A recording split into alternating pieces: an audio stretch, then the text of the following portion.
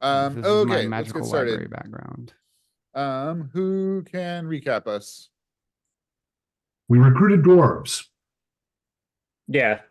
They were sleepwalking because we had a ring and they were drawn to it. Yeah, they offered a shelter after we did very good woodworking, very good whittling.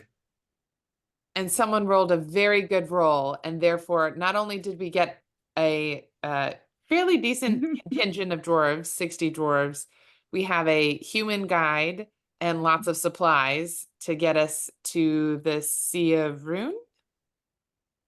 Yep. And the dwarves are specifically coming along for the ride, but are not with us, which is good because that means they're not trying to steal the ring every night. Yeah, They were going overland while we are going that's right. via the Yes, river. they're taking a separate path. Which is great because we have their help, but they're not a problem for us at the moment. Also, do I need to make a POW check for the the ring as usual? Yep. Okay. Sure do. Cool. I don't think anything else happened. I mean, that was enough. That was plenty. But that was a hard success. Nice. Rolled a 30. Cool. Yeah, Silas, you didn't even notice it. Yeah, it's fine. Out, doing its thing. It's fine. I like to imagine that Silas hasn't realized that there should be any sort of issue with this. Like yeah, totally. He's not like actively fighting the curse of the ring. He's just not aware that anything's going on yet. Yep. Cool. And I can't remember how good Hamed's communication skills with you guys was. Ooh. Not amazing. Yeah, that's kind of what I recall. Like, I think I made up the story that he was tired of living with the dwarves because he was a tall guy and he kept having to duck. Oh. He was just like, get me out of here. I will go lead these other people just because I'm over this right now. Yeah. Take me back to the war zone. Yeah. I don't feel like doing dishes after dwarves anymore. Yep. Yeah, I think we were largely like doing kind of gesture sign language with him for the most part because we can't speak his language. Cool. Because he's one of the, what is it, the Easterlings? Yes, exactly. All right, great. Yeah, you guys are in your boats. You're all nicely supplied. Yeah, Melrain, you got like a lot of little tools and whatnot for your crafting. People got weapons, people got armor. And yeah, Ken and I communicated a little bit about armor rules, and we'll see how it goes. He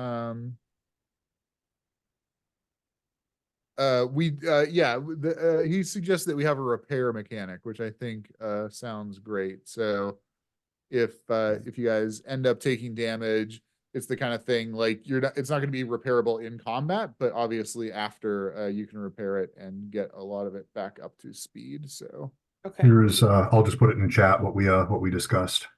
Cool. Yeah. Oh, that's a lot of stuff. Okay. I will copy that. Whenever that needs to be used, I'll need the information again. Yeah, well, it's in an email, so I've got it. Perfect. So now a somewhat salient question. Do you guys usually have your armor on as you are on the river, or is this a thing that you would get on in the event that you're preparing for danger? It's not like really heavy metal armor, but it's going to make it pretty hard to swim. Is it sink in the river heavy metal armor? Yeah. It's not you're a stone in the river, but it is going to increase the difficulty level of your swim checks for sure. We've got two different levels. I think Silas had 10 points of armor, and everyone who said that they needed a little bit more stealth opportunity has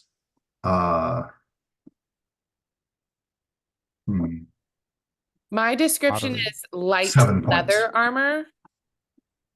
Yeah, I think that what Melrain and Mox have is going to be still not great to swim in, but not the end of the world. What everyone else has is pretty heavy. How many points of armor do Mox and Melrain have? 7 is what I have in my thing. Because that's what I Oh, have do you? also. Yeah, well, that's me weird. too. That's what well, Yeah, I think at everyone. some point I wrote down light armor, leather jacket plus 7. Okay. But if I need to change that to be No, a, that's fine. I thought Okay. for some reason I had 5 in my head for you and Mox. I can change. No, he has 7 as well. Okay, no, that's fine. Okay. I'm Oh, gonna yeah, say so Silas if probably. If it's not I guess- sink like a stone, then I will be wearing it in the boat. Okay. how long is But it yeah, gonna oh, take for it to like outfit in this armor if I'm not wearing it? It's not the kind of thing that you're gonna be able to do in combat. Yeah, that's kind of what I assume. Yep. Question. Could we say Silas is wearing 7 points of armor and has the other 3 points to put on if he has time? So like, leather armor He's- or leather padding that goes underneath his heavier armor. Yeah, that sounds fine. Okay. Okay, yeah, and So I it'll- think what I'm gonna say is that for swim checks, these will need to be a hard success with the armor on. Ooh. and What would you think swim- about is swim its own disadvantage specific instead? Or skill? I'm trying to make, like, people ask what the point of hard and extreme successes were at the start of the game, and this is, I feel, a situation where it would make sense to do that. Is swimming its own separate skill, or is that like No, it's athletics? athletics. Or... Yep. Okay. you said hard success? Yep. And that's only if Alright, you're I'm like still wearing it. in the water trying to do stuff, like if you can hang on Yeah. to a rock or the boat or, it's, Okay, it so has this not isn't come if we- up yet. If we fall in the river, it's not make a hard swim success or drown. It's Yeah, right. Okay, that's cool then. Yep. Yeah. It's like you're not gonna be able to do anything else pretty much. Okay. And So for you'll Silas, drown if eventually. Silas was wearing the full like 10 points of armor, how bad would that be? I mean, what's your think- athletics? I mean, my athletics is really good, but So, I think I'll say an extreme success just to have a scaling there. okay. I'll say then he'll do kind of what Ken was suggesting, where he'll wear like some of the armor, but not Okay. like fully deck himself out until like Cool. if we know a fight is coming up, yeah, he'll go through the whole shebang. Cool. But until then Great. he'll wear some of it. Quick Okay. question before we get started then, because this has kind of come up a little bit before. If we want to add a new skill, like say, for example, I would like to learn build repair armor. Is there any sort of mechanism for that? Or does it just start out like using the base skill and then after you improved it, you can specialize or something similar? Do we have a mechanism? We do not have a mechanism. Is Okay. the short answer to that question. So yeah, I think that I would like it to be like instructional based. Like I think that if you're gonna acquire a new skill, unless you can make an argument for it being an intuitive thing, it's gonna have to be trained. It's like the dwarves, when we meet back up with them, could plausibly teach Yeah. you something about. well, I also repairing have the armor. gadget skill. So I feel like Yeah, that would apply to fixing armor because that's all just like gadgets and clasps and stuff like that. No?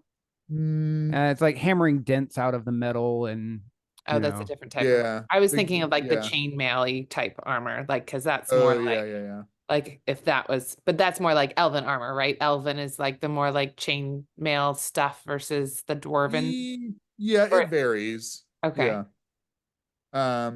Yeah, I think that the gadgets is more like things that move, Okay. like you couldn't use gadgets to make a boat. So it's not Right. it's But not I like a feel like- crafting, hammer it out kind of Yeah. thing. Yeah. No, but I would feel like clasps and buckles and stuff like that fall into the category. Right. You probably have like pieces that could be substituted for that, but yeah, no, it's gonna be a different skill. I'm gonna say that Um, since my athletics, since I am more of a hider than a like go into war, I'm gonna leave my armor off on the boat and only put it on when I think we're about to have a fight. Cool. will be my character's decision. That sounds good. My Okay, athletics is so you bad, but guys I'm still wearing it. head I'm sorry. down, continue down the Selduin. What generally are you guys doing? Just like paddling during the day, going downstream? Are you, when you encounter refugees, are you going to engage with them at all? Are you going to stop at night? Are you going to forage? Are you going to mostly be eating your supplies? Like generally, what are you going to be progressing? Because unless something happens, we're going to have like a couple weeks of downtime here when you're just going down the river. What's the environment around the river in this area? Is it woods? Is it It's grassy plains okay?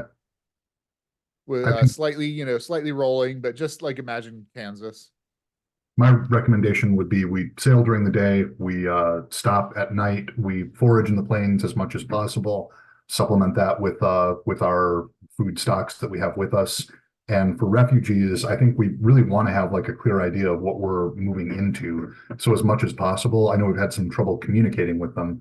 But We as have a much as guide now possible, who I can think. totally speak their language, though. Like we can't communicate with him super well, but he probably could Right. convey what's going on to them better, much better than we could.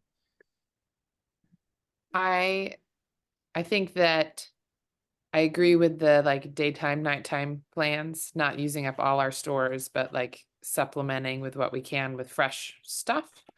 And then I also agree with I think that while we're on the boat, improving our communications with Hamed, right? Is that the name you gave? Yep. So Ahmed, like, yeah. yep, like so like hopefully improving our stuff so that way he can be a translator to some degree versus just hopefully work on making friends so that way he like supports, like is joining us rather than just being like, get me out of here kind of thing. Does anyone speak Dwarven? A little bit, but it's a really bad skill for me. Yeah, Okay, 'cause I Mox mean, is Hamed shaky might- on Dwarven, I think. I was like, Hamed might be a little more familiar with that since he's been working among them for some time now. I was also thinking So- like if we do come across these other groups of people, that he may be able to get information from them about like a more current state of events Yeah, where we're headed. but it doesn't like do us that any he good if we might- can't understand him either. So, Right. But as we travel with him over the weeks and months, I'm sure we'll figure out better ways to communicate. Like we'll grow Yeah. accustomed to one another and be able to communicate better if, like obviously still very imperfectly, but kind of figuring each other out and figuring out how to communicate a little better. So I guess Cool. maybe like a role on native languages, like kind of each day or session, whatever, to be like, hey, have we improved in this skill or not? Does that make sense? Oh yeah. Yeah, so why don't we do a couple of roles here just to get a sense of how things go. So if you have a boat skill, you can roll that. Otherwise, you can do an athletics check. If you're rolling athletics, you're gonna need a hard success. I think you gave us all boat skills at the end of the Mhm. I last believe one, I did. Yep. but it's Yeah. like, okay, it's I don't have a still a record of low that. number. It's ride boats and it's a function of decks, I believe. I think it happened after you logged out, maybe. Okay. So what is our base skill in it? Oh no, it starts at 5, I think. I think that's what it was. We all was it. I have a 5 written down. Yeah, I think Yeah, we me all too. started. Very We have low ride boats skill. starting at 5. I think that's Okay. So I And failed so- my boat check. Okay. I will attempt a hard success on an athletics check. I have astronomically better odds of that than I do on. Yeah, but making you're a not gonna boat. get better at boating. That's true. That's true. All right, I'm Everybody gonna else try can the get better at boating. It's fine. It's fine. Yeah. You know it. Yeah. We'll go with that. I mean, you'd have to roll an insane number to get the 5. I'm gonna try it on boats. Did not make his check. Should I go for boats or should I go for athletic? You know what? Yeah, Mox bombed his check with a 60. There ain't no way that's Wait, going what anywhere is- close. What is 0, Um, 0? It's bad, I Worst know. failure. That's a critical fail. Ugh. Well, I'm gonna try. I guess I'll try both. What the heck? It's Maybe it's you'll never roll gonna 1, get any 2, 3, better. or 4. I did not succeed. That Oh that man. would unfortunately that would have made an athletics check, but it does not make the boat check. Cool. Alas. Okay, so with that critical fail is the biggest problem. So you guys are not significantly, but definitely delayed going down the river here. Like a couple of the boats like hit some rocks and you guys have to put off for repairs. Find like the one scrabbly tree on the plane to chop down and try to add it to the wood. Can we get a roll from Radagast? Oh, thank you. I forgot. Just see if he manages to offset our abominable roll. Yeah, Radagast is unfortunately not great about guiding the boat either. Yeah, didn't figure, but don't want to forget the wizard. Yes. So over the course of the next now 3 weeks, it takes you to get to the Sea of Rune. You encounter that cry of the Nazgul's fell beast that Drifter had told you about progressively more frequently. It's always at night, and it seems like the thing is basically scouting the route on the river that you guys are taking. You don't hear it every night, but especially as you have your various trials and tribulations with the boats, as you're getting closer as Hamed's like we're getting closer, you are hearing it almost every night. And then everybody go ahead and give me a persuasion check. I'm going to spend some luck, so I'm going to make Not that a even remotely success. close. Okay, cool. Mox failed. Silas succeeded. Drifter. Failed. Wow, guys. Cool. So we have two successes. Radagast failed as well. Wait, Two that was successes. yeah, that was Yeah, go ahead. persuasion, right? Yeah. Okay. Yep. So you guys do encounter a number of the boats from the refugees. Hamed, engages with all of them, tries to get as much information as he can. You guys are all being like smiley and friendly. There are not very many that like engage with Hamed. So like they're kind of going upriver, you guys are going downriver, and they'll like kind of yell at him as they're going past. So he's not actually able to get too much information, but this is what he is able to get, and that you're able to glean from like some charades kind of stuff over time.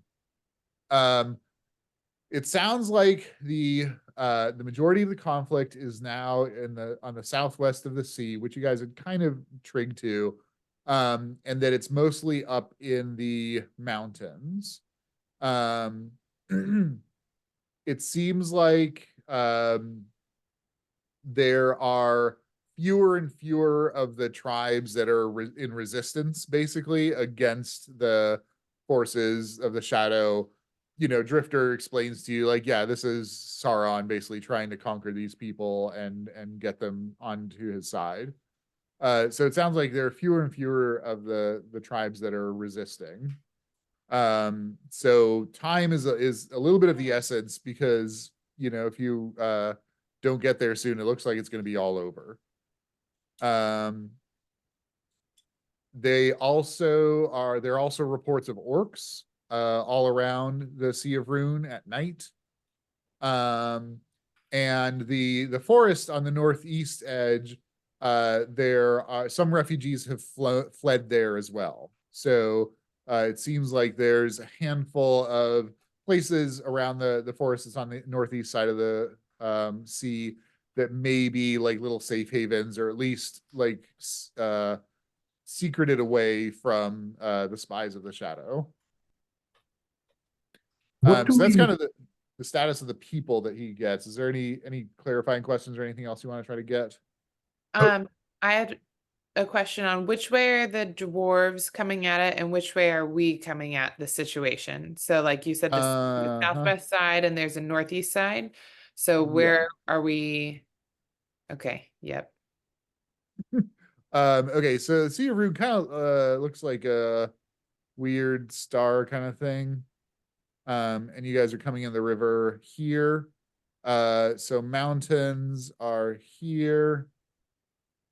Forest is here. Oh, I love the popsicle trees. Thank you. The river where the dwarves met you was here. So the dwarves are hiking from their fortress pretty much straight to the mountains because that's where you told them to go. Okay, And then you guys are coming down the river. thank you. What do we know about the Blue Wizards? Are you going to search character information or? I'm kind of asking both you as the gamekeeper and us as a group. All that I'm remembering right now is that that's who we're going to try to enlist the aid of. But I don't know if we've actually gotten more information than that. And if we haven't, then I'd like to talk to Radagast about who the Blue Wizards yeah. are, what they do, what we can expect. I mean, of course, Radagast absolutely knows everything that there is to know. Okay, so this is Alatar and Palando. From the perspective of Radagast, they are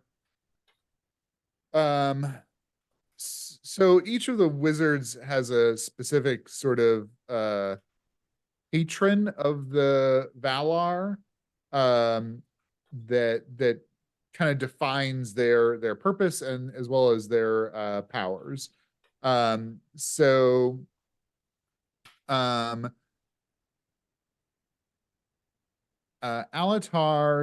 patron is Arome, who is the Vala responsible for the hunt. And Palando's patron is also Arome.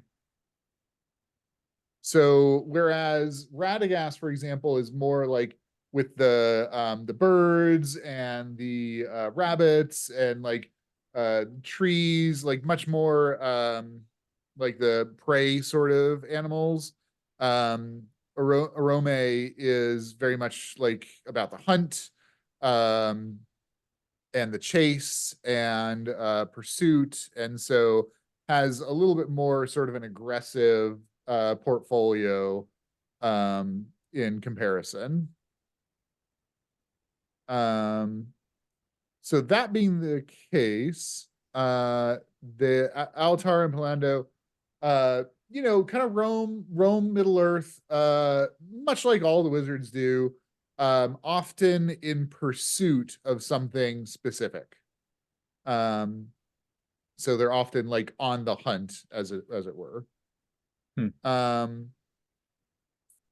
It's been a while since Radagast has seen them. They kind of like Radagast don't really seem to engage in the wider political machinations of the world, in contrast to like Gandalf and Saruman. So he's not quite sure what they're up to. In terms of powers, they have the ability to not be seen or heard, so like they kind of do stealth hunting. They have the ability to move faster than the wind, and then they have pretty potent martial capabilities as well, especially with the bow and arrow and the spear. Okay. Yeah, what else do you want to know about them? I guess anything about their personality? More to the point, anything that we need to be cautious about in our interactions with them? Like, I don't want to inadvertently offend.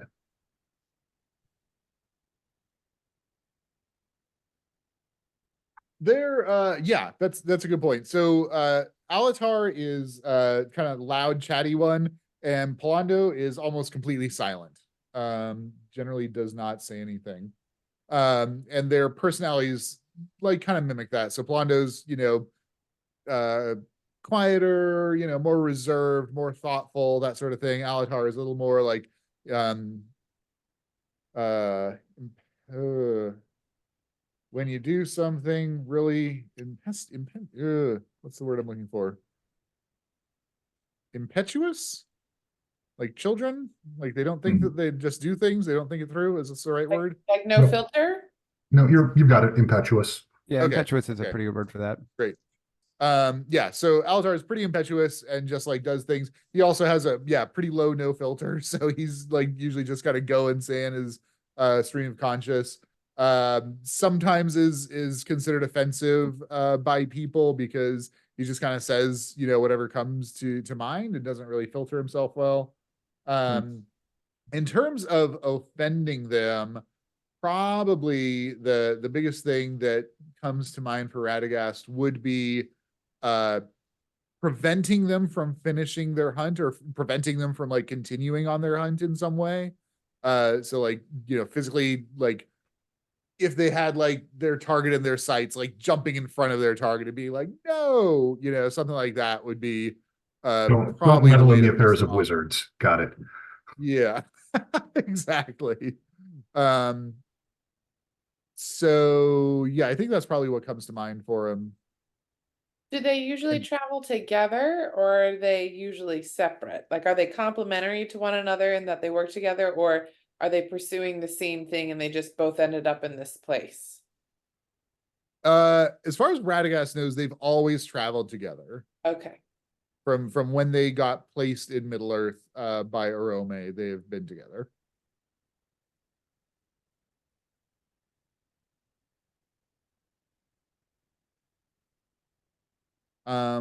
Other anything else about the Blue Wizards that you guys want to know? That'll do me. Cool. And then yeah, I think we were talking about what you were learning from the Easterlings that were coming up. Hamed wasn't able to get very much from them, got a little bit. He's got one other piece of information, but before we move on from this, anything else about like people's movements around the Sea of Ruin? I'm good. Yeah. Cool. So the orcs were around the edge of the sea at night. Yeah, or- exactly. Yep. On the Kind of- mountain side or the forest or the popsicle tree side? He just like is only able to communicate like there are orcs around. There are orcs. Yeah. Okay. There are orcs. And then the other thing that he says, I'm gonna role play this out with you guys because it is a piece of information that he doesn't know how to communicate. So after a couple of boats, you guys are sitting down for your evening meal. Fire is kind of crackling there. You've got some dry grass burning, and Hamed is kind of looking at it, and he looks up and he says, So you have a rectal prolapse that will go. they say Tell me more. there is a big at the sea animal, a big animal. The At, the thing that we I- hear screeching all the time, probably, right? Drifter, what was no, that no, no, called? no, no. In water. Big animal in water. Oh. During when day. During the day, there's a big thing in the water. Dangerous. I don't think he understands the word dangerous. Okay.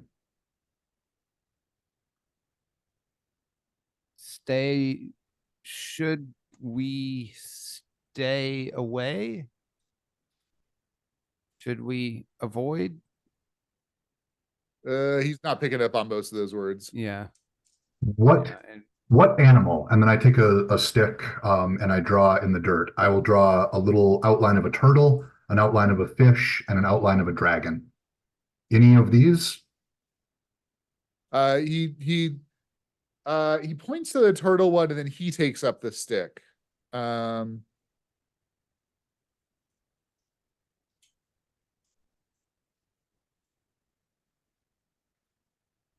all right, this is going to be limited to Eric drawing skill here.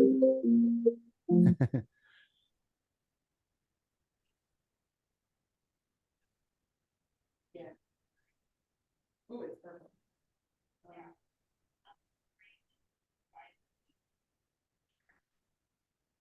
I mean, if you could shove it back in there, I think it would be, yeah. So I would say it's like all the loop, and it's gonna be hard because, right, like. Yep. So like. I will use my illusion and create a little image of a frog. This? Big. Cool. Well, it was either going to be a dragon turtle or a frog behemoth, so Eat people? how big? Or lose. I will modify my illusion Relax. and I will make a little tiny person next to the frog. Then I will make it like twice that big, then twice that big until he indicates roughly what size we're talking about.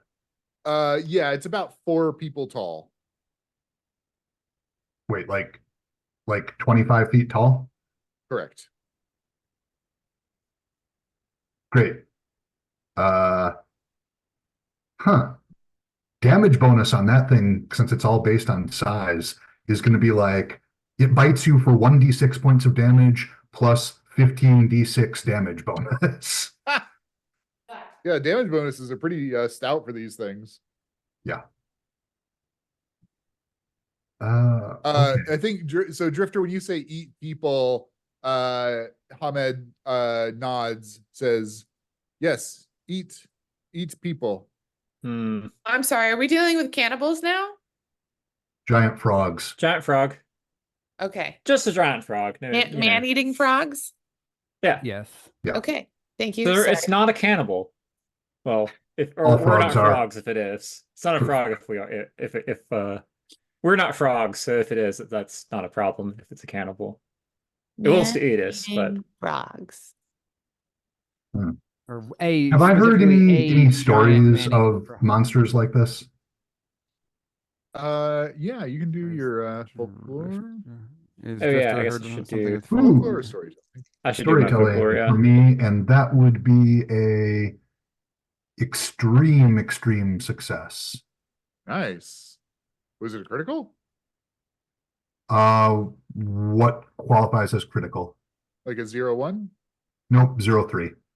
Ah, that's still pretty good. I actually rolled an extreme success on my 22 folklore. I rolled a 4, which is Damn. exactly my extreme success target. Yeah, Drifter, this has nothing to do with the shadow as far as you know. You're hearing this like, what the hell is he going on about? So definitely not in Drifter's wheelhouse. Do I have a folklore skill? Is that a thing everybody has? Sorry. No, that was something that I had right. specifically trained with Drifter. Okay. Yep. Okay. one of our level So Silas on extreme success, that is a ridiculous This is success for just Silas to remarkably get. lucky. This is just like the random story that he actually has heard before. Right. I think it was Yeah. just intriguing to him that he was like, oh, that's actually really cool. Now I'm going to retain it. Yeah, he probably actually has heard a lot of other stories. Did just in one ear out the other, didn't remember them. Yeah, this is just the Yeah. one that stuck. I like So Silas, you have heard tales of what the stories refer to as deep things or deep ones that are usually like gargantuan sized creatures under the earth, often thought to be worm like, but there's no reason it couldn't be a frog. So that's the only precedent that you have folklore wise, is that there are these truly large beings under Middle Earth and around Middle Earth, that are not, per Drifter being like, I don't know what you guys are talking about, not part of Sauron's, not part of the Shadow. They're just these things that the Valar created at some point.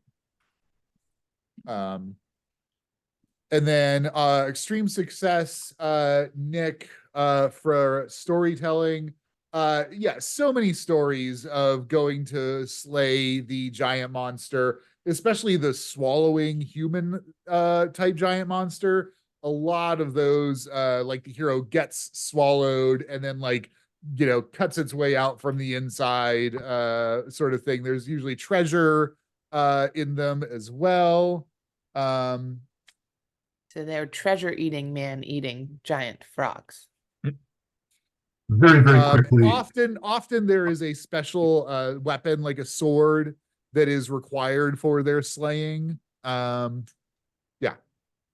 The treasure's like seasoning, it makes it instead of salt. Get some rubies in there. Tiny. Well, I will share this as a point of strategy with everyone. Look, it's definitely going to swallow some or all of us whole. When that happens, cut your way out. It'll That be can fine. be your job, Nick. You can cut your and, way and out. I'll say Why don't you do that? on that extreme success, that tip from Nick, should you guys even see that, like, me, who knows, this is probably a folktale. Should you happen to encounter this, you will get advantage on your first attack roll if you're ever inside the thing. Oh, we get advantage if we're swallowed. Okay. Oh my god, that's I'm awful. totally making a in note of the that. absolute I mean, worst better case than scenario not, where you have been but- swallowed by this behemoth of Yeah. a frog, then yes. Oh no. Frog, worm, gargantuan, Middle Earth being.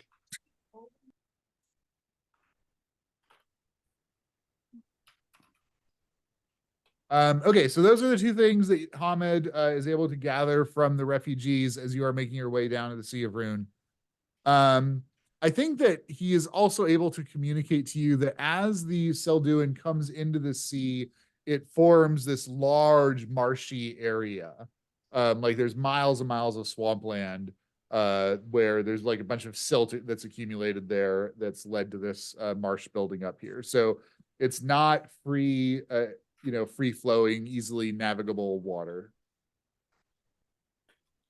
Big old marsh. So the question is, are we ditching the boats for the forest to get the refugees, or are we going? Oh, I'm sorry if this was said. Do we know if the wizards are in the mountains or in the forest with the people?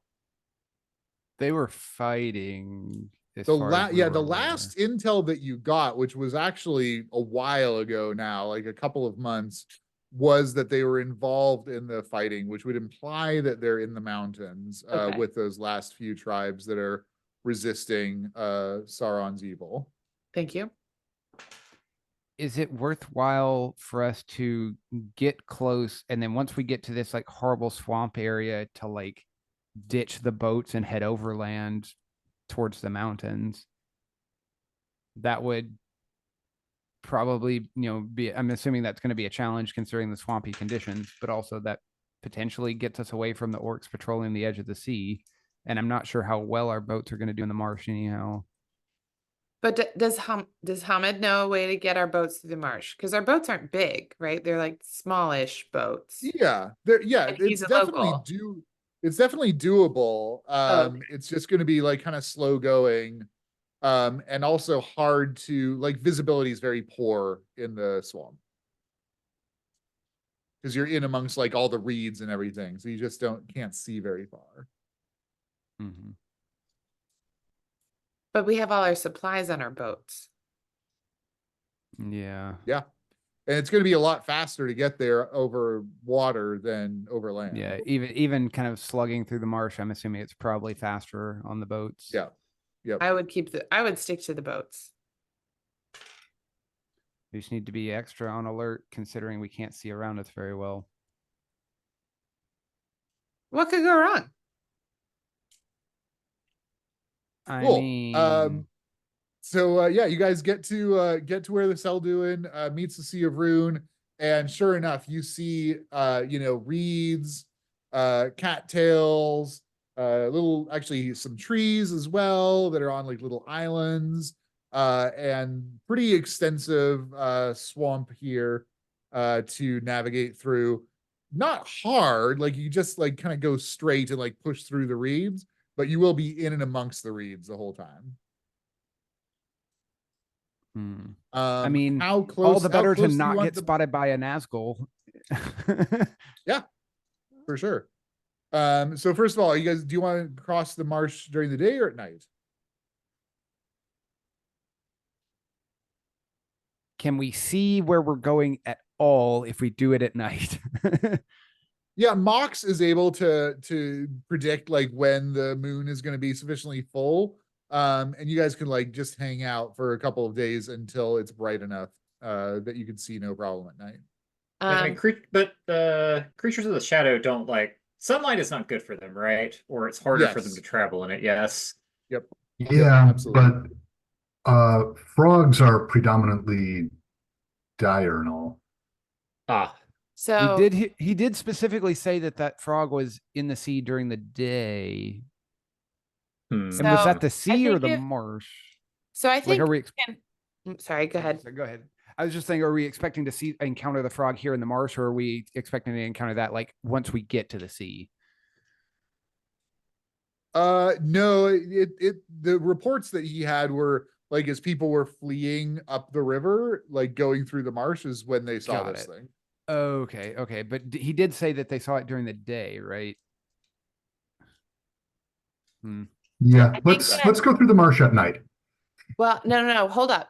I think that Mox should make an astronomy roll to read the stars to see if there's an idea on like would it be better to go at night during the day? And then since we've been on this boat forever, I'm going to say that I've been practicing my fortune telling skills and reading palms and stuff like that. And I rolled a hard success on that. So I'm trying to figure out like, is it better to travel at day versus, or like basically trying to like tell people, like see if what each person's fortune has been, or if you don't like that, I can just pick one. No, that's great. I love it. Yeah, you do your fortune telling. And what's Mox get for his astrology? He only has the main value, but I think that's an extreme. I rolled a 10 and his check is 66. nice. His Okay. I also rolled astronomy a is 10. 66. Amazing.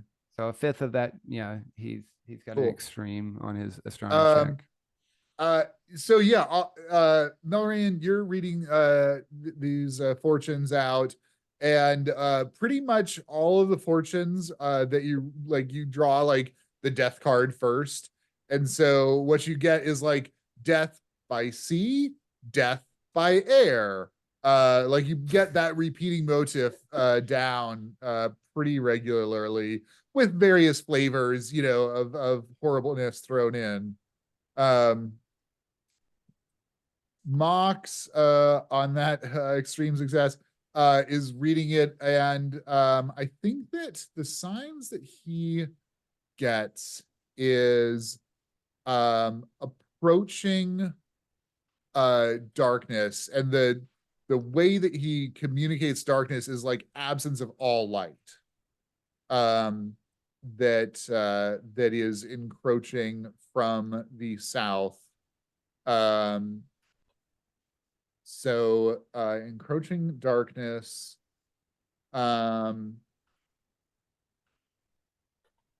There's a small beacon of light. And stars are used for navigation. So I think that on that extreme success, I will give you that Mox could probably navigate you across the Sea of Rune. So you guys could actually go out away from the shore and make a more direct route to get to the mountains without getting lost Yeah, and without having to like skim the coastline where all the orcs are. Correct. Yep, exactly. You could be actually out at sea with no landmarks, and Mox could still get you there. I think with that information, my preference would be to travel through the marsh, travel by day where we can see what's going on and set up like a defensive position at night because we're worried about the orcs and the orcs are more active at night, right? Can you guys still hear me? Is everything okay Yeah. on my end? Yeah. Yep. Weird. I just got a pop-up saying Zoom has unexpectedly crashed. Do you want to send a report? But by all accounts, it looks like it's still running. So I think you disappeared for a minute, but that was weird. It just popped up a second ago. Huh. I mean, it looks like it's working to me, so that was weird.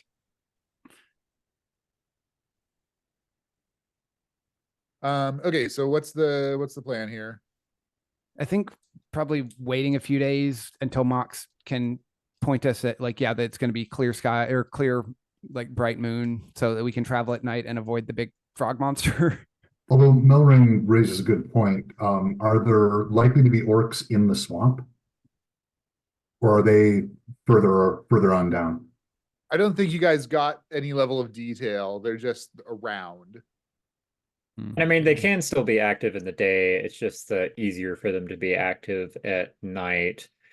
And especially with Sauron and the growing shadow. So let me see if I can explain this.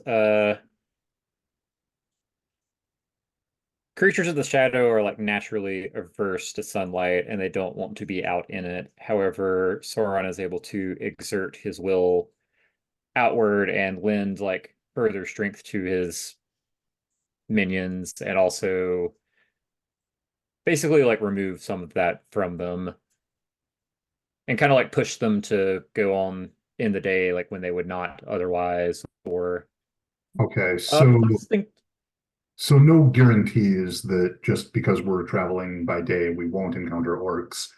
And honestly, I'm a bit more concerned about the 25-foot tall frog monster, which I'm fairly certain we cannot defeat in combat, especially without Glorfindel. Whereas orcs, we have a proven track record of at least surviving, kind of. But I'll be invisible either way, so must be nice. Yeah, my vote is It's pretty good. definitely to travel at night and yeah, and to try and avoid the frog thing because so we think traveling at night will help us avoid the frog. Did I miss that? Yeah, we were told that the frog is active during the day. Thank you. Sorry. But the Yeah, orcs night might be are better. probably more active at night. So there's, I guess, if the orcs are out in the swamp, there's probably a better odds we run into them if we're going at night than if we go at the day, though it's no guarantee either way. But to I mean, Kent's I point, guess I think the other we have thing is how better odds against orcs. adept at hiding from us is a 25-foot tall frog likely to be. If we do choose to travel during the day, we'll probably see it coming. I mean, I know they're ambush predators, but it's not like it's going to be hiding in a puddle. I don't know. The marsh he described looked like it would probably hide a 25-foot frog. If it like dug a Also, hole if we first. do inadvertently roll up on the frog and it's active, I feel like it's going to be much better, more adept at traversing the marsh than we are in our slow push through the reeds boats. So I don't think fleeing is a super viable option. I'd rather surprise the frog when it's sleeping if we come upon it than the frog come upon us if Right. it's more active during the day. So yeah, I'm on board to travel at night. Let's make it happen then. Yeah, All we'll right. use Mox's insights into the moon, to the lunar cycles to guide that. Cool. Great. You guys wait until there's going to be enough nighttime light to navigate by, push down out into the reedy marsh and swampland. The river's been running quite relatively swiftly here. The current largely drops off, so you guys are mostly having to paddle through. Like I said, relatively poor visibility, but the moonlight helps. You're pushing through the reeds. Every now and then kind of have to detour around a island. Each of you give me a perception check, please. Oh, also, I tried to adjust the automaticity on the boats to deal with the marshy conditions, and it didn't work. Ah, Just, okay, cool. just so you know, that was a fail. I tried, I failed. Tried And now you wanted a, which one? perception. Thank you.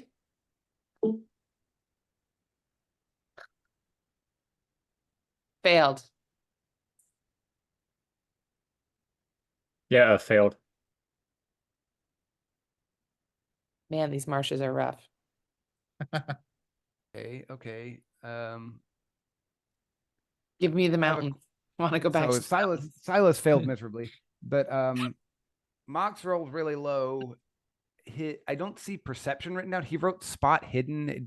Is that assumed to mean perception? Or I think that's probably what Call of Cthulhu calls it. okay, cool. It is. Cool. Okay. He's got a score of 56 and I rolled a 9. Damn. He Silas is rolled on like it. a- Mox Yeah, is on Mox it. is on it. Silas The rolled like Martian. Silas rolled something up in the 70s for his check of 19, so he didn't come anywhere close. Mox spots on one of the little islands through the reeds what looks like the leavings of a campfire. Let's investigate. Mm-hmm. Can we tell, looking at it, how old it is? Like how long?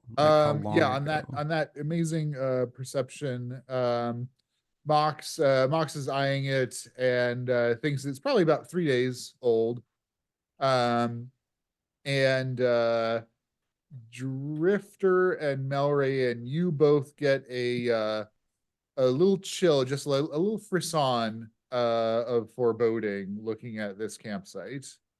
You guys beach the boats, gonna check out, hop out and investigate? I don't know if it's 3 days old. We have a place to be. There's giant frogs and orcs. Won't take more than a moment. But yeah, we don't want to investigate. Cool. Anybody who's caring to go ahead and roll investigation or survival, depending on what spin you're taking. I'm gonna go survive. Ooh, extreme success on survival. I'm trying to find it on my sheet. Sorry. Yeah, except my survival is more woods oriented. Does that matter in this case? I think, okay, since it's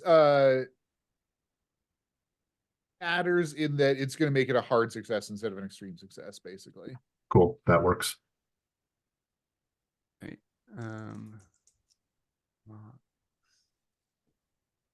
Yeah. Mox failed his check. Silas got a standard success, but his woods is also pretty, or his survival is also pretty woodland focused. So I'm going to say that's probably not good enough here. Cool. If we have a Since he gets my power, standard. if we have a power that lets us spend MP to gain advantage, do we need to do that before we make the roll? Yes. Okay. I failed on investigation, but Okay. I'm just not having a good day. I think Melrin's got Yeah. a cold. So she picked it up on the boat. She can't see things very well. She's not feeling very bright. She's like, just doesn't want to get out and investigate this nonsense. Nick, looking around the campsite, you see a few bones that you identify as probably being human, that look like they were gnawed on and broken open and the marrow sucked out. You see a couple of deep boot prints made from metal shod boots, which you have seen on orcish feet before. Okay, I will point all of this out. This is almost certainly an orcish campsite. We should move along. yep. Does Nick glean where the orcs went after this campsite? Like, can we see tracks, you know, like where Yeah, did it that's a good go? question. So you don't see any grooves like a boat would make, when you pull it up on shore. So and you do, I'd say with a hard success, you're able to see that it looks like there's like a half print on the shore. So it looks like they're just like wading through the swamp because Okay. it's variably deep. You could wade through it at certain points. Okay. It's good to know. That's better than orcs in boats or orcs on Nazgul. Mhm. You guys continue paddling through the reeds and finally press out of them. Just as dawn is approaching, out onto the Sea of Rune, you see beautiful sparkling water reflecting the morning rays. Nice little golden orange sort of array as you push out of the swamp and do not get eaten by a frog. Woo! How'd we Good, miss the good. frog? Glad Fantastic. to avoid the giant frog. That seems like a good way to get swallowed to death. Yeah. Oh, come on. We had Now advantage it's on either death our by first sea attempt or to cut death by out. air for everybody. Yep. Cool. So you guys are out on the open sea at this point. Mox can navigate you pretty much on a straight line to where he believes the signs are pointing to where the blue wizards are. So yeah, you guys are paddling along. There's no current out here, or no meaningful current that you guys can make use of. Unless you want to have Radagast to try to manipulate the current. Mm-mm. I'm happy to No. paddle. Yeah. Poor Oh my Radagast. He just wants to be helpful. The question I have is, would Radagasta just try it, or would he ask if he would like we wanted No, help? he or would- usually asks Okay. first. Like he's very polite companion. He's he's pretty quiet. He sticks to himself. Like you guys do notice him every now and then, like at night wandering off, and like he comes back and you guys are like, what are you doing? He's like, I was talking to the rabbits. So yeah. Does he glean any information from these rabbits What did they have to say? about like things like orcs? You know, Let me roll some dice. Let me roll some dice. I just want to ask them that question. I'm not expecting any information, useful information. I mean, if the rabbits all like fled from the orcs coming from some certain direction, maybe God, there's I a don't chance. think Yeah, I've alright. rolled less than a 60 for Radagast this whole freaking game. Poor Radagast. Yeah. He just can't catch a break. No, they were all about the best still flay, but I didn't have anything to say about any orcs.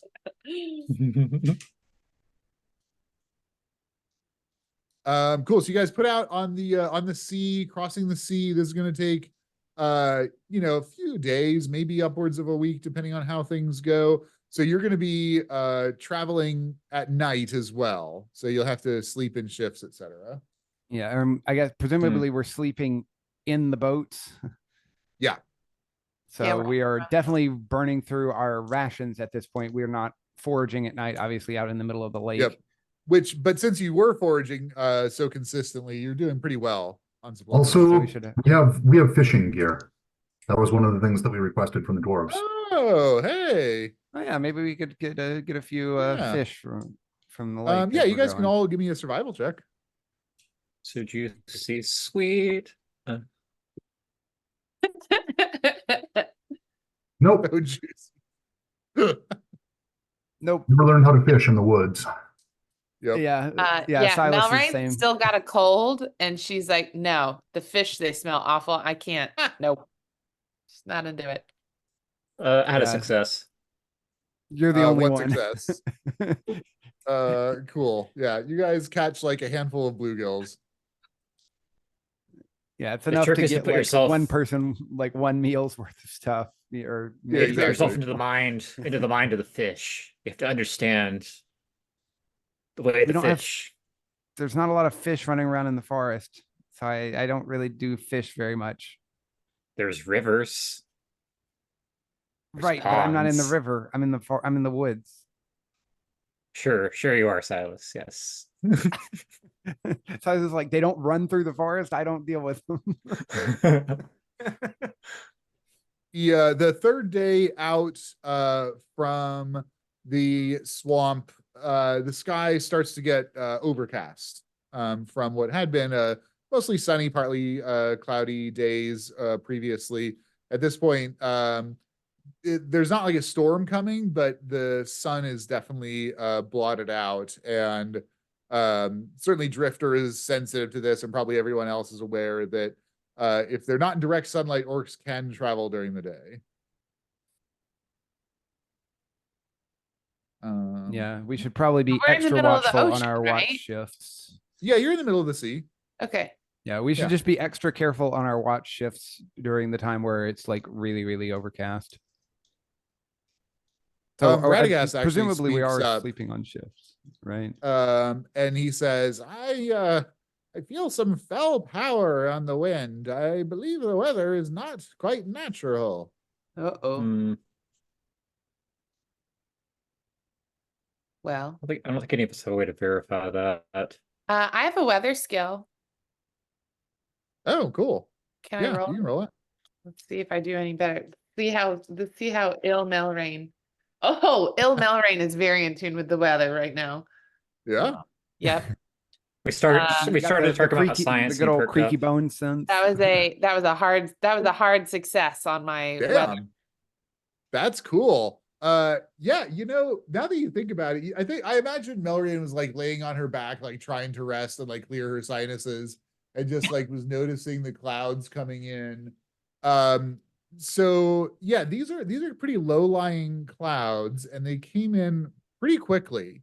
So normally like nimbus clouds like come in, in the morning and then burn off. These came in like midday and are persisting throughout the day, which is unusual. Do they seem unnatural to me? Well, yes, because you just described what normal would be, and then that they're abnormal. Right. So Yeah. But they're not I knew like what you meant. crackling with purple lightning or anything like that. okay. Yeah. But But definitely I agree with unusual weather. Radagast. Like something is not quite right on this ocean right now. So like maybe I wait what is it? It's daytime right now. So let's Yeah, it's like midday. maybe I like wake up a couple extra people, even though they were Okay. resting, to be like something we should be on extra alert right now. Radagast and I have a weird feeling. Weird feeling. Got Cool. it. You guys are gonna wake up the whole crew kind of thing? Yeah. Yeah. Okay. Gonna wake up the Great. crew. No surprise. Hopefully no surprises. Yeah, fantastic. You guys hear for the first time during the day the cry of one of the fell beasts of the Nazgul coming from the south, and it seems pretty close. And looking up in that direction, you guys can actually see it. And it's flying not very high, actually. It's flying not like right above the ground, but it's flying maybe just a couple hundred feet above the sea. Can we hide our And boat? it looks like it's more or less coming in your direction as well. Yeah, Hmm. yeah, Nick. Can you dim our boat? Is there? I'm nowhere to be found. Sorry. You can ask the air. I imagine Melrain asking the air. at I'm this like, I know point. you're on the boat, you're not in the water. So like, dude, help us out here. Can you dim the boat? I'm sitting right at your side. No, unfortunately, it's personal only. Bummer. But that was a hard success. Cool. Oh, not quite a hard success. Regular success. Nope, hard success. My bad. Okay.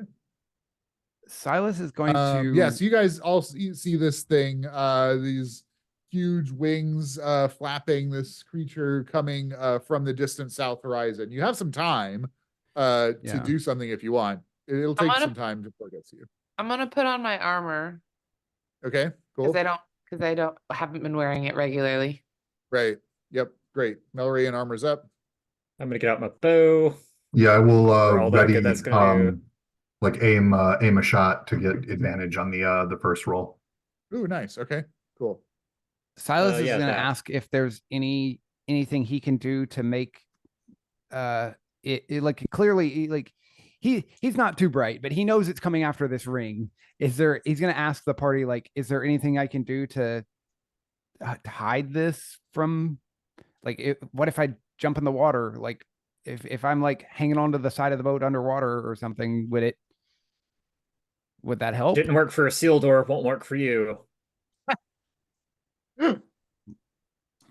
So yeah, he's just like has no idea what he can do here to make a difference. But yeah, that was his only real solution, is like, yeah, I could just jump in the water. Maybe it can't tell where I'm at underwater.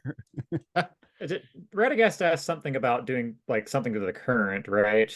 Like, would you be Uh-huh. able to like make a wave or do some sort of? It seems like a Or Radagast could he situation. call forth like a cloud of mist, like to make it all like foggy all over the lake? Ooh, nice. Radagast is like, oh, what a good idea. I can't believe I didn't think of that. Yeah, well, and he we can't steps- see our enemy either. He steps up to the edge of the boat, completely disregarding Melrayan, reaches out with his staff, murmurs some incantations, and you guys see a mist starting to rise all Jesus. over the sea Oh. around you. Hey, Radagast succeeded at something. A high skill, he's just rolled badly. Making fog. especially It's a for, like, start. fog cloud. This is like bread and butter for him. Does seem appropriate. Okay. Yeah. So yeah, you guys see this thick mist blow up all around you. should And extends divert out to the sea, course. extends up. Yeah. We should divert course so that like if it's just going on where it last saw us, it doesn't find us there. Everybody give me a perception check, please. Ooh, maybe. Hang on. Maybe. Oh my god, Maybe. finally. Yes, I'm on the feeling a little nose. better. She's digging the mist. That was a hard success. But failure. I have 27. I rolled 27. It's a warm. It's a warm mist. It's opening up your sinuses. You know what? That rest on the boat with my head down, it was really helpful. Now I'm like, Is it- okay. Feeling Okay, yeah. Silas That was a failed. hard success for me on perception. Cool. Okay. Is it? I hate spending other people's luck, but Mox has 54 luck, and it would take 4 luck to turn this into a success. Oh, please spend it. Or Nah. oh, I mean, okay. somebody know else got a success, so Okay. Cool. Okay. So Yeah. Mox didn't quite make it. Silas wasn't any. Silas was not particularly close. yeah, so I think most of you are like mystified by this rising fog. Nick, you hear the beating of wings overhead. So you know that the thing's passing relatively close over you. Melrayan, on that hard success, you hear the wings beat, and it seems like it's doing a loop above your general area. Silas, go ahead and give me a power check with disadvantage. Alrighty. So it's the tens one that I roll twice. Come on. That is the low roll was 2 points off a hard success. Wow. I rolled a 37 and a 47, and my POW is 90. Insane. Cool. So I think for the first time though, Silas, your hand just sort of reaches up to the ring, and you feel that it's like warm, and you're getting a sensation from it, which is new. You have not experienced that before. Melrayan, you hear the thing do a few loops above you, and then fly off to the south. I'm telling everybody to hush while this thing is doing it, and doing like some charades to be like, it's over there, it's over there, it's over there. And then since I'm looking at everybody, I see Silas like going to reach for it, and I like bat his hand away. I'm like, no, stop. Silas is like, you see Silas over here, like Yeah, and I'm like, no, stop it. looking in his Stop. shirt.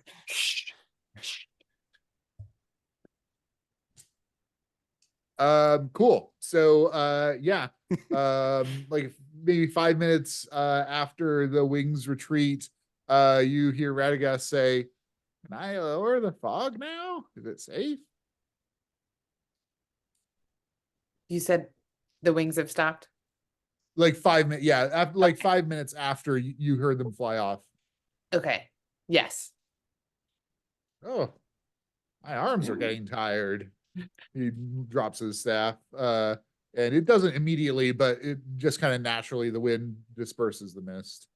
Does anyone know why this felt kind of warm? That was really weird. I don't know. I don't know what was doing, but when that thing got close, this started like heating up or something. Because the thing is also an agent of Sauron, as is the ring. They're undoubtedly tied together. It was calling to him.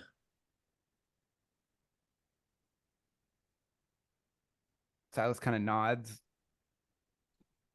Radagast says, "Do you think they know that that mist was unnatural?" How rapidly did the mist appear? Oh, fully magic. Yeah, there is Okay. nothing Yeah. natural about it. Yeah, they probably knew that. Oh, wow. Well, they didn't bother to investigate further, so So we Or need it went to get we need its to move away companions. quickly, basically, in Yep, case we're let's- getting reinforcements. Let's like get back on Cool. track and like Silas, now's your time to shine. Let's get those oars out. Come on, dude. Silas is gonna paddle extra. Fantastic. Everyone give me an athletics check. See how far you get before a bunch more Nazgul show up. Oh, I was I gonna will make the argument. I'll spend 2 points of luck to make that a hard success. Ooh. I was gonna make the argument that a Nazgul can't see very well. What's that, Drifter? I was going to make the argument that Nazgul can't see very well, or at least they can't see like normal objects terribly well. Like it's that blurry, weird, like the stuff Frodo Yeah, saw when but- he put on the ring. It looks like that to them all the time. They can Right. see But like it's- magical stuff pretty well, but not Isn't like it riding fog, on maybe. like a horrible wyvern sort of thing that does have insight? Fine, good point. okay. So I don't, does- if I I don't know- think I want to rely on the idea that the Nazgul need glasses and just be That like, is true. yeah, it'll be fine. They've got shitty eyesight. So my athletics failed. However, I was like, well, this is bullshit because I can't oar. So I went back to my magic stuff Oh, to see yeah. if I could like maybe power the boats a little extra in the ocean. Uh-huh. And I got a hard success on my automaticity stuff. Cool. And are you marking off magic points when you're using those? No, am I supposed to do that? How do I do that? Uh-huh. Yep. Just keep track on your MP at the top. It's under your hit points. Okay. Just each time you use your gadgets, this costs 1. Oh, it costs 1. So even when I fail, or is that only when I succeed? Yeah. I can't remember. Ken, do you remember what we did for that? Normally, unless otherwise specified, it's the attempt costs magic points generally. Thank you. But I mean, it varies a little bit depending on the specific skill that you chose.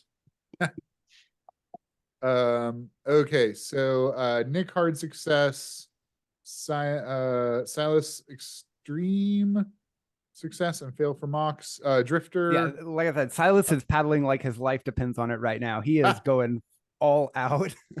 I Nice, spent 1 Oh. point of luck. It was only 1 away from the extreme. I'm like, yeah, absolutely. Yeah.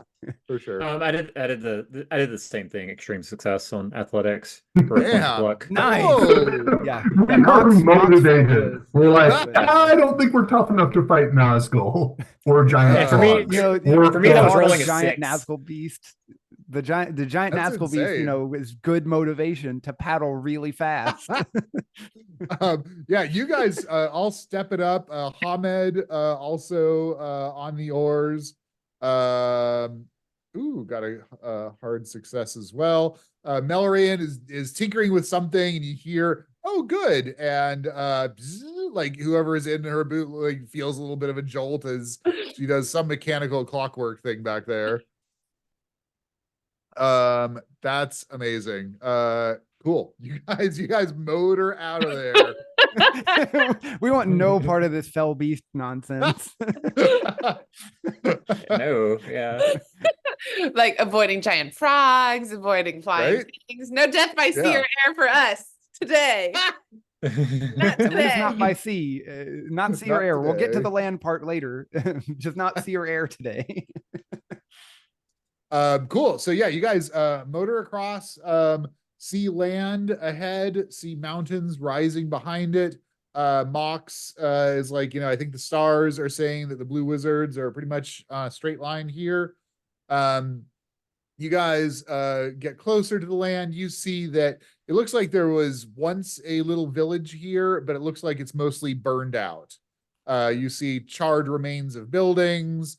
It looks like this happened not recently. Like there's no smoke or anything like that drifting up. So there, it looks like there's a destroyed village here on approach. You could dock there, or if you wanted to avoid it, you could find somewhere else. I mean, why raid a place that's already burned to the ground? This seems like the safer place as any. Well, are we looking for like people? Like maybe if we move, we can find people to like direct us to where the fighting is, or we could just follow the path of destruction to where the fighting is, either or. Silas is like thinking, get out of the boat, get back on dry land. So he's not his opinion. That's his opinion generally, but yeah. How are our supplies at this point? You said we're still good, right? Because you said we had forage, so Yep. like we're good with our boats. Yeah. Wait. Yeah, you're good. Obviously you'll have to go overland, into the mountains. So you'll have to be packing your stuff, but that should be fine. Can we drag I our don't boats know. up away There from hasn't the been a water? whole lot of conversation about any sort of return trip. So I'm just telling you guys supplies like to get you to Yeah. the Blue Wizard pretty much. Yeah. Because that's all that I've heard from you is get to the Blue Wizards, not and then get home. Yeah, can I we think we've drag all these kind of boats abandoned away that from as an the- outcome. Yes.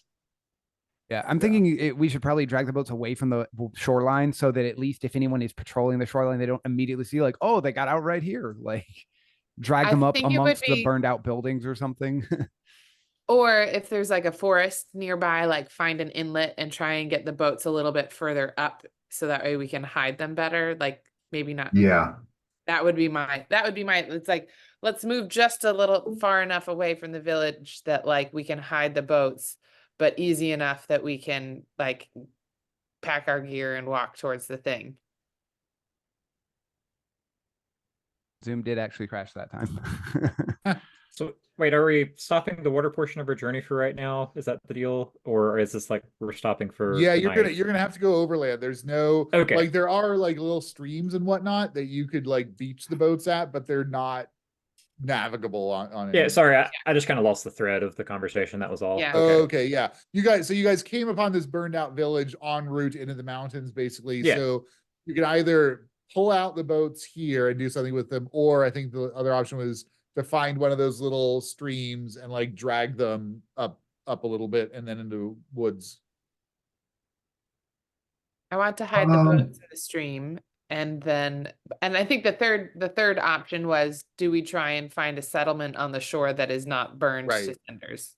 That doesn't seem super likely. I say we explore this this settlement and try and hide the boats here. I think between our magical friend and our general abilities at sneakiness and stealthiness, we can probably hide them well enough that casually looting orcs aren't going to find them. Who loots a burned village? And they probably took anything they wanted the first time they came through. So that would ring truer if not for the fact that we are definitely going to go in and explore the burned village to determine if the orcs missed anything. And I would imagine that the next group of orcs to pass by will do precisely the same thing. Probably the next group after that and the next group after that as well. The circle of looting. This is why I'm a fan of beaching the boats in the woods, also because I'm more comfortable with woods than with settlement. That's a good point. But I do think that we should still pause here and explore yeah. the village. But I Yeah, want yeah. I want to hide the boats not in the village. I want to hide them in an inlet thing not far from said village. I guess the Depending other on what we question find is in the what the village, there's a purpose of. possibility that maybe we'll find something that would be the perfect place to stow the boats. Yes, the other consideration is like, what's the point of hiding the boats? Are we hiding the boats because we expect to reuse them? Because I don't think that's likely. Are we just hiding the boats to hide where we got out of the water? We If were so, just chased that by Oh. Nazgul. We're hiding our tracks. right, yeah. Like, are we just trying to hide our tracks, or do we ever expect to come and get these boats again? I think there's a chance that Maybe. we're going to want to come back and get the boats. No way to tell right now. But I don't think we want to, just scuttle them. Cool. So you guys put in ashore. It's getting on towards dark. It's still, relatively bright out. And you can see back the way you came, miles and miles at this point. You can see 3 little flying specks just on the horizon So, that were going to where your boat was. Great. So you guys pile out. Yeah, it looks like a little fishing village. Most of the buildings here were like simple kind of adobe style mud huts. That's not to imply that they didn't have technology. Like there's also like evidence of metal and crafts work and that sort of thing. But yeah, there's, most of the buildings, like I said, have been either destroyed or burned. There are a handful that are intact. So you guys just like gonna go like building, search the whole town? I mean, I'd like to use one of my powers. I'm going to use Riddles in the Dark to spend a point to get advantage on investigation. Looking for something useful, particularly kind of in the information vein, I guess. Okay, great. Just Yeah. just for fun, I'm going to try to use storytelling to piece together what likely happened to the village. Okay, cool. Yeah, everyone give you investigation or any other skills that you want to use, put those in the chat for me. Can I use insight, or is that only for real people? No, insight would help you puzzle out. So investigation would be like looking for clues. Insight would be a little bit more like figuring out like motivations or like why do they burn the town down, like those kinds of things. Okay, thank you. That was a success on insight. Oh, I had another thought about people are rolling about I also I want the boats to be protected because I'm keeping in the back of my mind that on the other side of the sea, there is a forest with maybe some other refugees. So I don't know if that contact will be useful to have, but I'd rather have a way to get across the sea. So yes, definitely want to try and maybe not for going home, but at least to a different part in this region since we just traveled quite effectively over the water. So Cool. Okay, so Melrain Drifter, looking at the town and kind of the pattern of destruction, you get the impression that this was sort of like a terror attack / move, that whoever did this was not primarily interested in any like of the material goods of the town, but they are trying to sort of strike fear and terror into the locals. Drifter on that, hard success. I will say additionally, this does not seem like an orc tactic to you. This seems more consistent with like the Easterling infighting sort of thing, that they're trying to drive people out of their homes and therefore like join up with the tribes that are on Sauron's side. And the rest of you, yeah, kind of wander around. You don't find anything particularly useful. Like there's no food, there's no weapons or armor or anything like that that's here. There is some like fishing stuff, if you cared for nets and whatnot. You could certainly get some. There are interestingly no boats either destroyed or burned And I think on that hard success drifter, you intuit that whoever could probably took their boats and like went off into the water. So yeah, it looks like this was a casualty of the little civil war that the Easterlings are having to get them all under Sauron's influence. Are there any like harpoons or anything? No weapons, so no Okay, harpoons. yeah. What skill do I, if I wanted to like steal some stuff? I mean, I guess I'm not really stealing because we're just like investigating for like my kleptomaniac tendencies. Oh yeah. Oh, there's all kinds of good stuff here. Okay. For Beleriand's kleptomania. Oh, yeah. All kinds of just like little valueless knickknacks, Okay.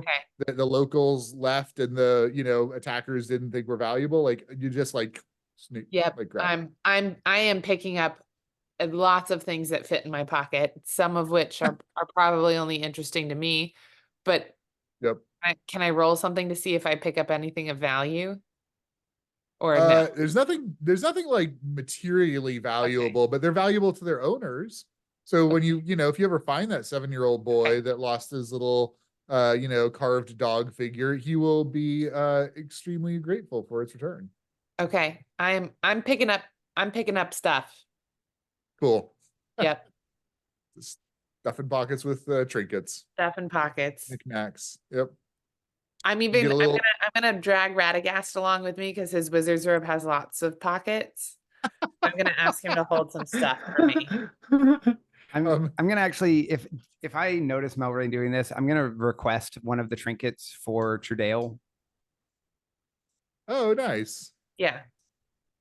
Done. Yeah, Trudale's just kind of wandering around, on his own, doing, checking out the burned out buildings.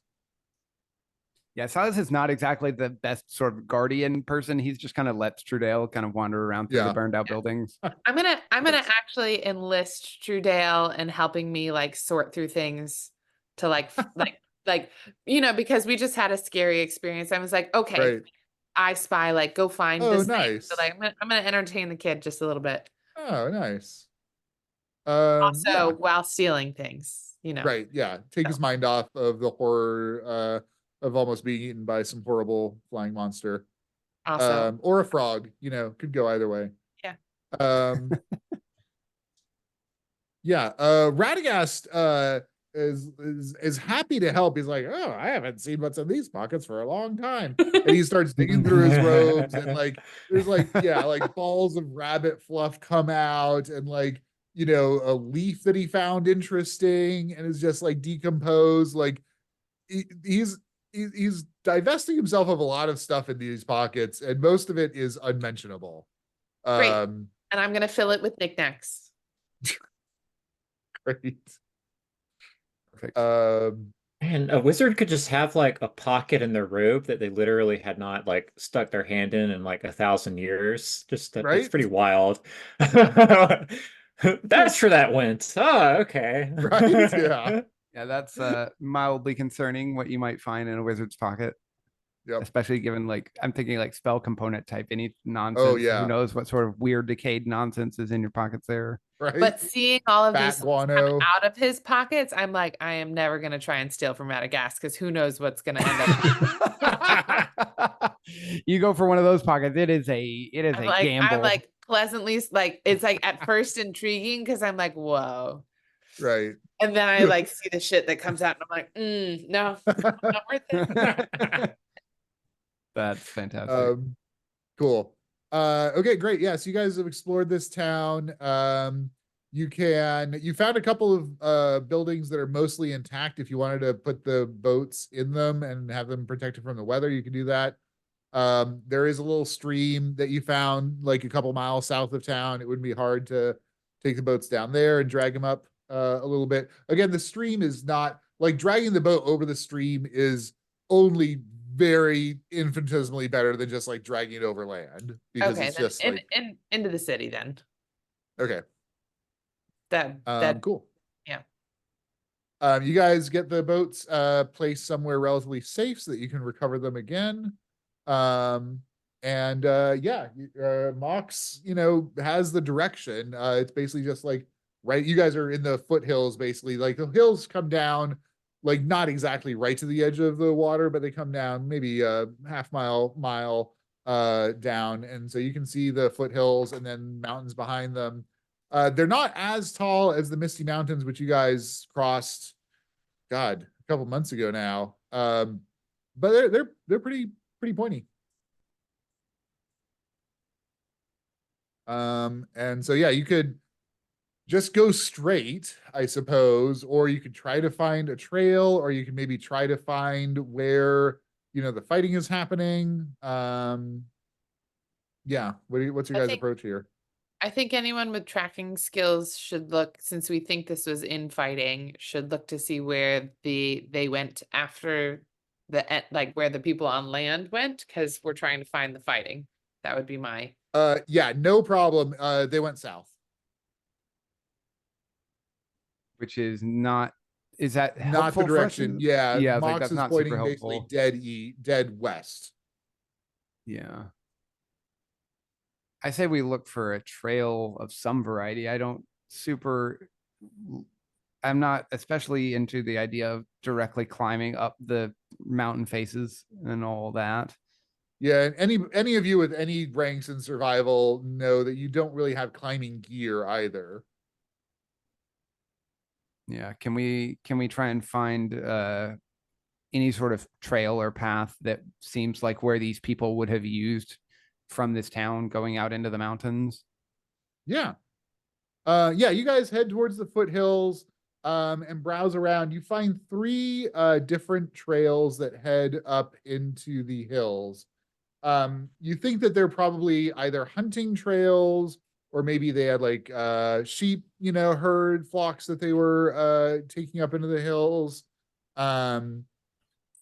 Maybe they were like going up for defense, like vantage point sorts of things for scouting. But yeah, so you see these three trails. So one of them does kind of go into a little bit more of a forested area that you are like, okay, maybe that was like for hunting or trapping. One of them goes into sort of some rolling grassy hills that you think were probably like herding fields. And then another goes on a kind of straighter line up to a higher point. And you can see like there's some kind of structure or collection of rocks up there that was probably like a lookout. I vote that we follow Mox's directions, because we have old information, like maybe the wizards aren't with the fighting team anymore. So I'm inclined to follow what the stars say, and as well as if we get a higher vantage point, we could maybe get a lookout for like what the area looks like. Yeah, if we were to go up to that scouts tower, could we conceivably get a better lay of the land and figure out, like maybe even spot some people? Yeah, for sure. It is at this point. After you guys have, it's basically nightfall at this point. So you'll unless you want to travel at night, the clouds are still covering, so you don't have any starlight or moonlight to navigate by. So it's, unless you've got fire, or Radagast can do light, and Nick can as well. If you guys want to travel at night, you can, or you can bed down here. We should probably get some rest after all that exertion running away from the flying monsters. Agreed. Yeah, you guys are pretty tired after. Yeah, I think and the adrenaline rush is like, we're all crashing now. Yep. But we should definitely keep watch in case they return. And being on the banks, I'm wary of orc patrols, or being even near the banks if we're further. At this point, we're at least a half a mile away at where these trails are. But right. Yeah, you guys just here. gonna camp out here and then figure out the trail in the morning. I think so. Yeah, I think so.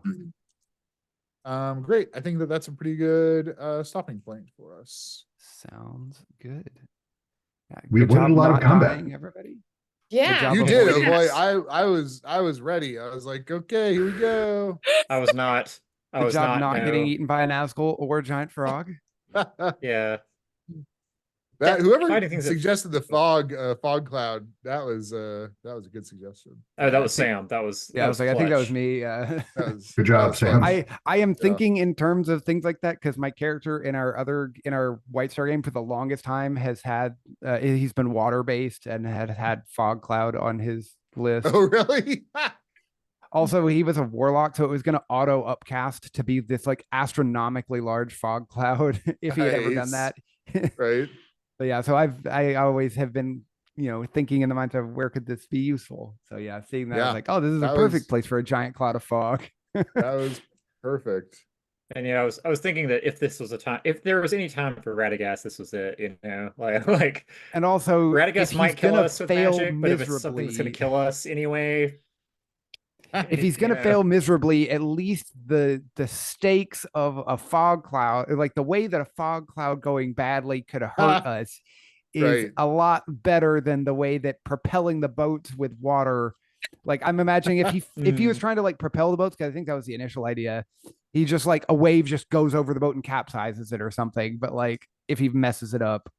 But if he messes up the fog cloud, like surely we don't like sink the boats on a bad fog cloud. Surely. Yeah. Surely. sure, yeah. Surely.